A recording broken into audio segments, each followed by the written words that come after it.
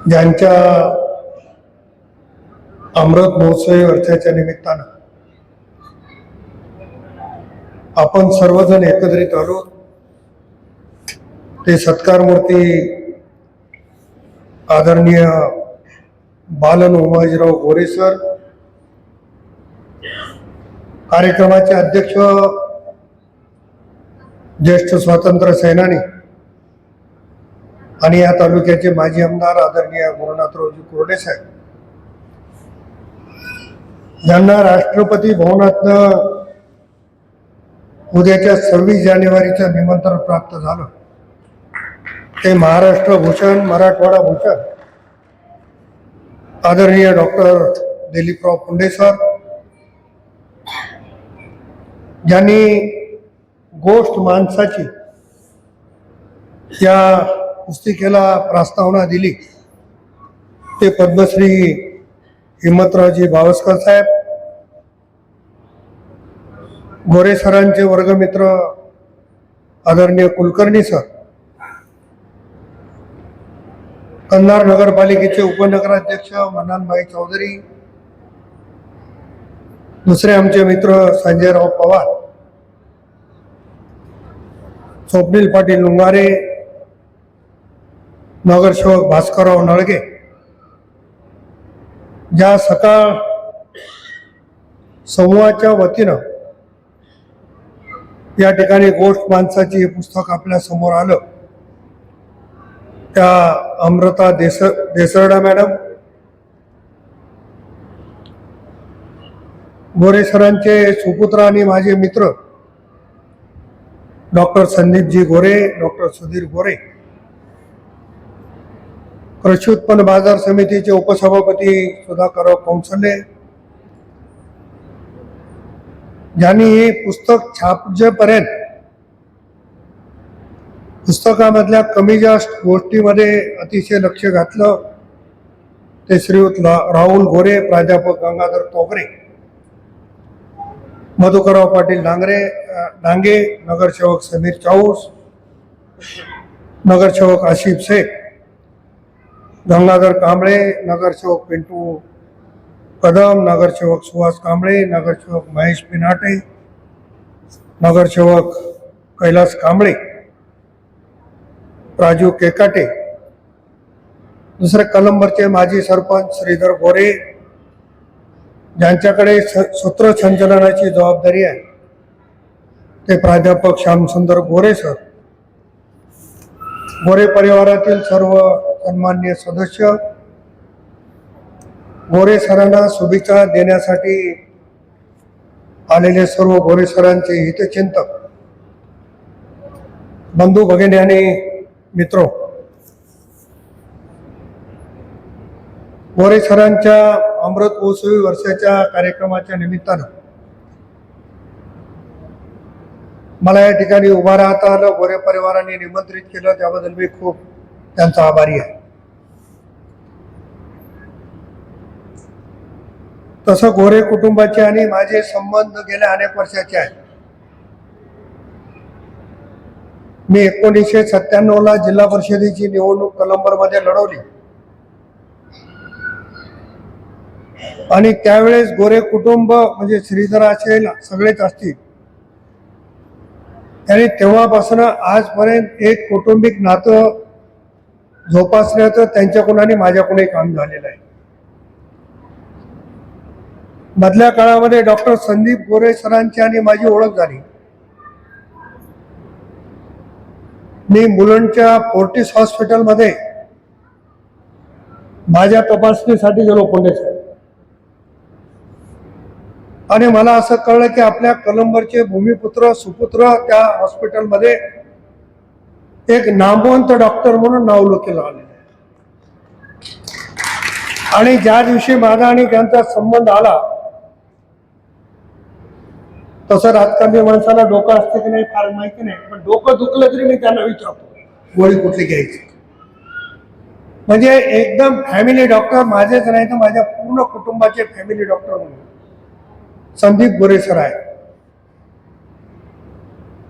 बालन गोरे सरांच्या अमृत महोत्सवी वर्षाच्या निमित्तानं त्यांच्या चिरंजीवाची स्तुती केली तर त्याच्यामध्ये काही गैर नाही आहे, परंतु जिथं पिकते तिथं विकत नाही.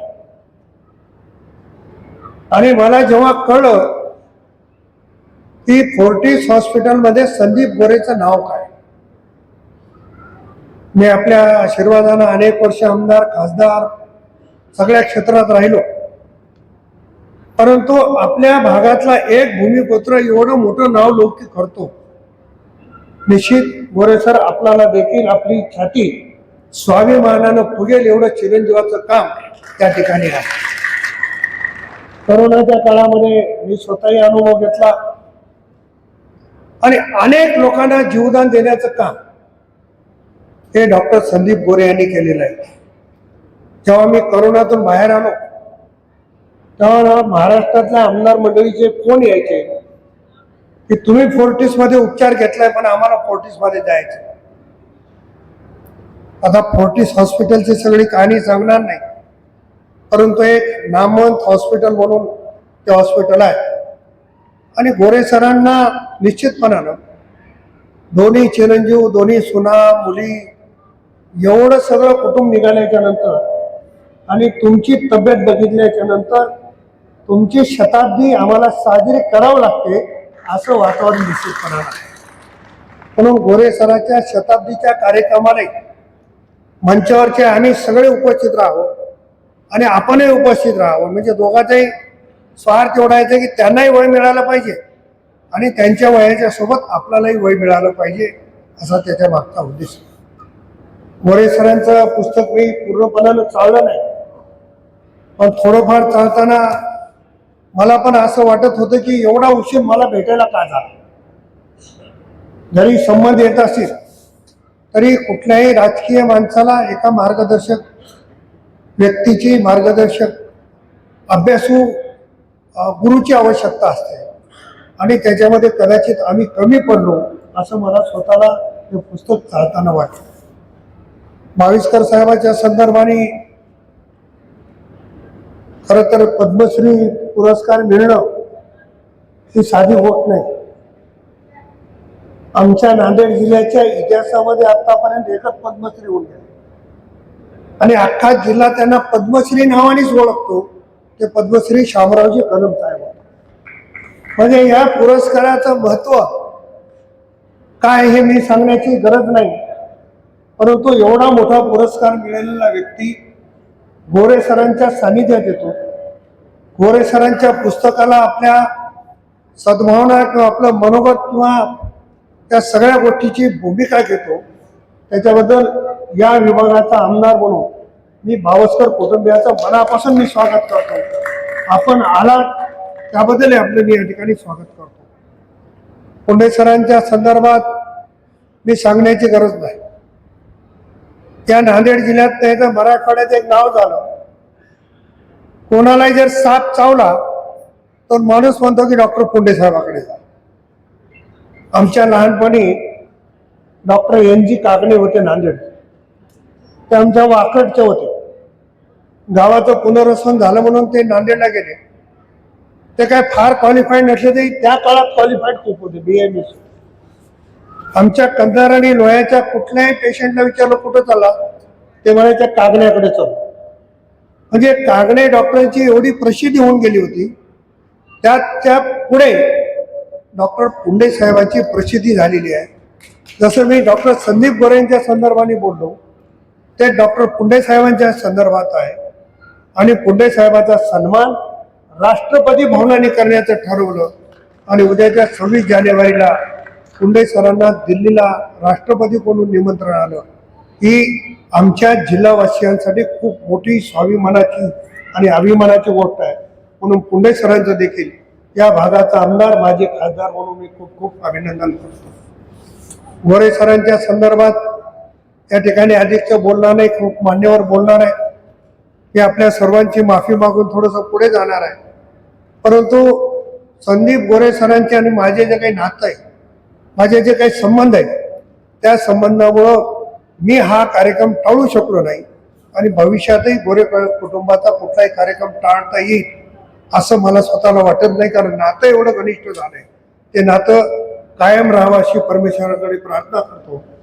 आणि बालन सरांना आयुष्य लाभावं, त्यांची शताब्दी साजरी व्हावी. शताब्दी साजरी होताना आम्हालाही याच्यामध्ये सहभाग घेता यावा अशी परमेश्वराच्या चरणी प्रार्थना करतो. आणि जेव्हा जेव्हा आम्हाला मार्गदर्शनाची गरज पडेल तेव्हा आपल्याकडे येऊ, आपण आम्हाला मार्गदर्शन करा अशा पद्धतीची अपेक्षा व्यक्त करतो. कोरडे साहेबांचं एवढं वय झाल्याच्या नंतरही आदरणीय कोरडे साहेब या कार्यक्रमाला आवर्जून, कारण आपल्या संस्थेतल्या एका प्राध्यापकाचा अमृत महोत्सवी कार्यक्रम आहे. आज त्यांची तब्येत फारशी जरी नसली तरी बरीच ठणठणीत आहे, पण तेही आवर्जून या कार्यक्रमाला उपस्थित राहिले. त्याबद्दल आदरणीय कोरडे साहेबांचे मनापासून मी खूप खूप त्या ठिकाणी आभार मानतो. मला इथे येता आलं, मला उपस्थित राहता आलं, गोरे कुटुंबाच्या सोबत मला थोडासा वेळ घालवता आला, त्याच्याबद्दल मी स्वतःला धन्य समजतो आणि थांबतो. जय हिंद, जय भारत.